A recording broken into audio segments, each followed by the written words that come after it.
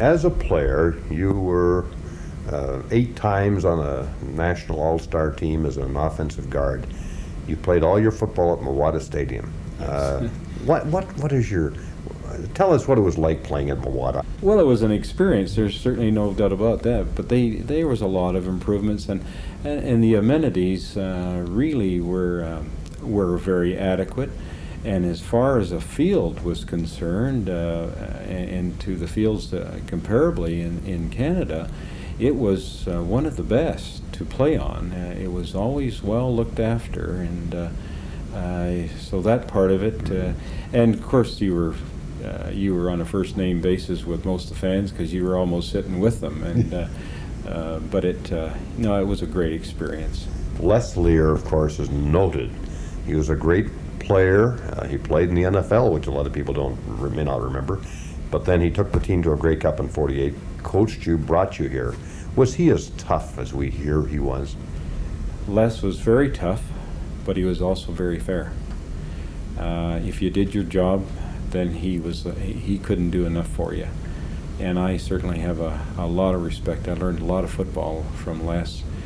I was a pretty young guy in those days, and I had a mentor in Winnipeg, Andy Curry, which is not a well-known name here, but he's a Hall of Famer through his contribution. And he was my initial kickoff, and then Les picked it up from there.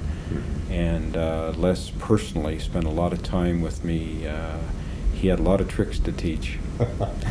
What about road trips in those days? This is something completely foreign to today's athletes. Now, tell us about a road trip.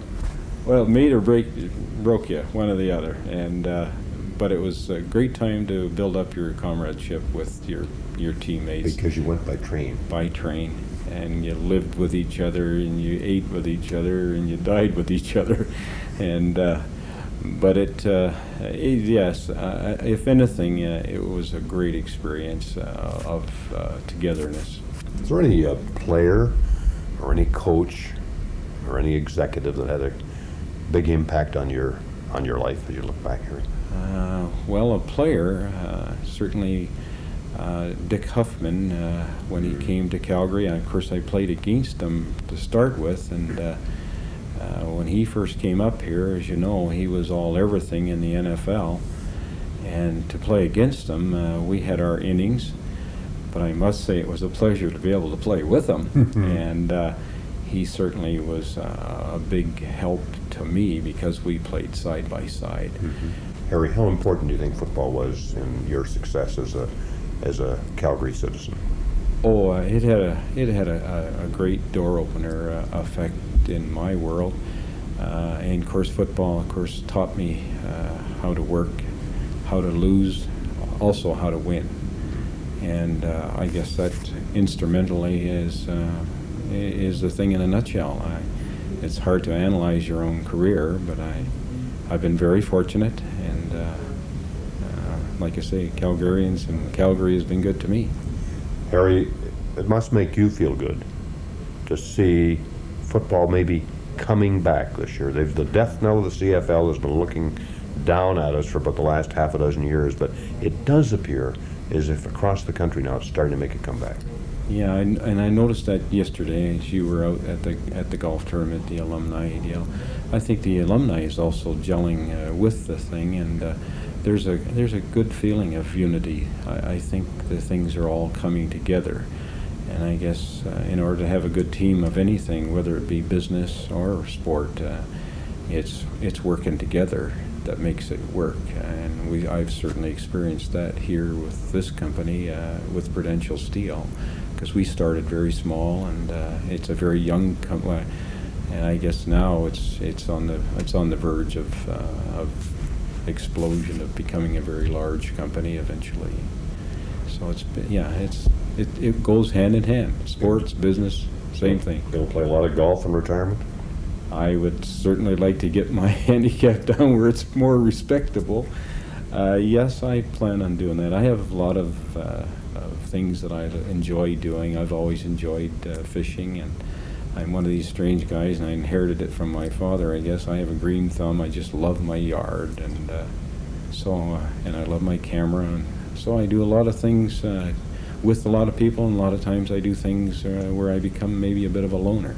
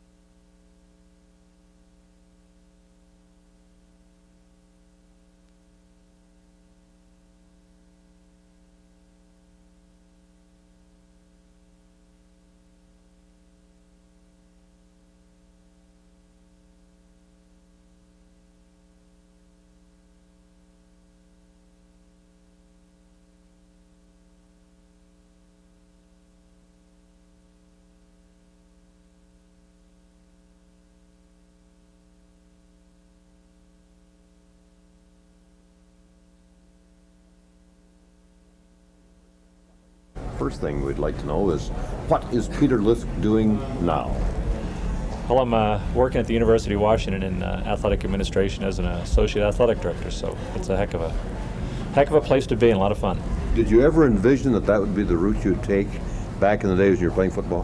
Well, in a way, when I was going to grad school, I got my MBA, but I did a master's thesis on the economics. In fact, it was a lot of the economics about the CFL, and I think I'd always envisioned athletic administration somewhere along the line, but when I was done playing, I got into business. So you figure if you have an MBA, you better get into the business career, but I realized I missed athletics way too much, and that's why I got involved. Peter, you hear somewhat up here about there's a little pressure now on universities to perhaps better combine education and athletics. Is there a fair amount of pressure in your world in that area right now? Well, we've already combined it. I mean, it's a fairly healthy project. We run an athletic department with about a $15 million annual budget just to keep it running and keep it going. So I think that commitment's already been made. Peter, you were officiating in the NFL there for a while, and are you still doing that? No, that was last year. I left it. I was getting very discouraged with what they were doing or how they were accomplishing it. I didn't feel they were getting any better, and there were a lot of mistakes being made, and the direction wasn't conducive to getting better and better. So it was eating at you. I had to get out. Well, what direction would make it better? They never spent any time learning about the game of football. They didn't spend the entire time I was in. We never had even 1 minute of session time talking about pass patterns, defensive coverages, line charges, schemes, even techniques. What coaching techniques are being taught of how to block and what to do. And if you're going to make judgment calls, I felt it was awfully important to know what they're trying to do. It's a heck of a lot easier, but that's not the direction they would go. Surprising. Peter, your memories of football here in Calgary, if there was a year or if there was a game, what sticks out in your mind? It's usually the people that you met and you played with and that you had a chance to know. That's the biggest memories. The individual games, of course, you always have flashbacks, but I think when you finally see the faces and you remember the nice warm times and the fun times, that's what's key. The 1960 67 team, 1968 team, that aerial circus, Liske, Harrison, McCarthy, Evanson, that was probably just one of the most exciting teams to ever grace the field in Canada. We had a lot of fun, maybe a little earlier than some of the teams that are doing it now, but we had a lot of talent, and they're fairly bright people, so it really made it helpful to be able to add some new things and twists and wrinkles, because you had people who could pick it up really fast, and Jerry Williams was a pretty bright guy to come up with some innovative ideas, so it was fun. Do you ever look back with any regrets and say, oh, doggone, I spent too much time in athletics, too much time in pro football, I should have done it earlier, or anything like that? No, I mean, you love the game, you love the sport, you did it ever since you were a kid, and that's why I got back involved. I shouldn't have even left when I did for a business career, but you love athletics. I always thought you might become, perhaps, I talked to some of your friends, a good GM. I'd make a heck of a GM. Did you ever consider that in professional football? Or is that still out there for you? That's the athletic administrative side. You didn't go into coaching or anything else, and I am in the administrative side. Do you still follow the CFL at all? I'd love to be able to follow it more, and even though I'm in Seattle, the coverage in the paper is maybe box scores on occasion. It's awfully tough to get on TV. We have one station we can pick up out of BC, and occasionally if it's on that particular station, you catch a game, and that's about the extent of it, so it's tough. One final question, Peter. I still think the CFL rules are more exciting than the NFL rules. Well, there's no question whether the rules, but the style of game is the most entertaining game around for football, and it's the most fun to play. And I think if you could put the two together with the best athletes in the best game, you just have a knockout. I mean, it's a hell of a lot of fun.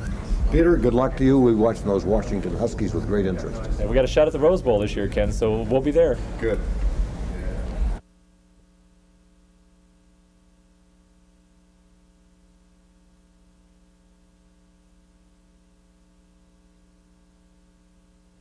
Tony Pajaczkowski, the most famous name in Calgary Stampeder football history. Tony, for the good folks out there, what are you doing now? Well, I'm involved in a couple of businesses. I own a plant that sells metal to thermal insulation contractors and industrial applications. I have a plant in Montreal, one in Toronto, one in Edmonton, which used to be in Calgary, but we transferred because of industrial locations. And I have a half interest in another company here called Energuard Protective Coverings, which makes stuff allied to the same industry. So in other words, your involvement in football didn't destroy your business acumen at all? No, it didn't. Actually, I guess it, no question, helped quite a bit. When you look back on football, Tony, is it one of the highlight chapters in your life, do you think? Well, without any question, I think at present I can hobble and limp a little bit due to some of those years in the sport, but it definitely was, it's a type of a lifestyle I think that you don't get unless you play team sports. And I mean, living together, practicing together, traveling together, playing together, showering together. You don't get this in everyday life. Even if you work with a guy, you don't shower with him and sleep with him and eat with him and travel with him. And so when you do that for 13 years of your life, and I retired at the age of 31, that was over a third of my lifetime. So it was a major impact on my life. Everybody sort of tells me that it is the friends you meet along the way that make it so exciting and so important. And those friends, I think you, with your personality and your business and so on, and your lifestyle, as Oliver mentioned, you've kept up your friendships pretty good, haven't you? There are several guys that I have had a good relationship with for quite a long time. Krebsy being one, Albright and Flipper and Luz and Herm, and to meet all the other guys that I hadn't seen for some time yesterday, Harry Langford and stuff, and Duke Schaefer, who was our trainer in 1955, the quickest ripping by the mouth taper I ever saw him. He was wicked, unbelievable, really. He didn't have the knives or with the teeth, boy, he was just absolutely fantastic as a taper. Is there any wonder you're limping a little bit once in a while? I should have asked him that. Good question. I can't blame Duke for any of that, no. Tony, as you look back, was there anybody in football that made a great impression? What about coaches? Was there any coach that sort of you look back and think, well, he really helped me along the way? He was a good influence. Yeah, I would have to think so. I think Jack Hennemeyer, in my second year, 1956, made a big impact for me because I came here in 55 and I sort of dilly-dallied at different positions and nowhere in particular. And then in 56, they decided they're going to try me at offensive guard. So they had me working in that position and working on a lot of techniques and things. And every day, without fail, I think after every practice, even morning and afternoon, he would come and tell me how the quality of my blocking and techniques were improving all the time. I mean, it was just an immense boost for me, really, to think that he took that kind of interest. Mm-hmm. And so Jack really kept it up for, all through training camp and whatever. I guess it had to help me to achieve some of the success that I achieved as a player. Tony, I understand you were the highest paid Stampeder in those days. Is that true?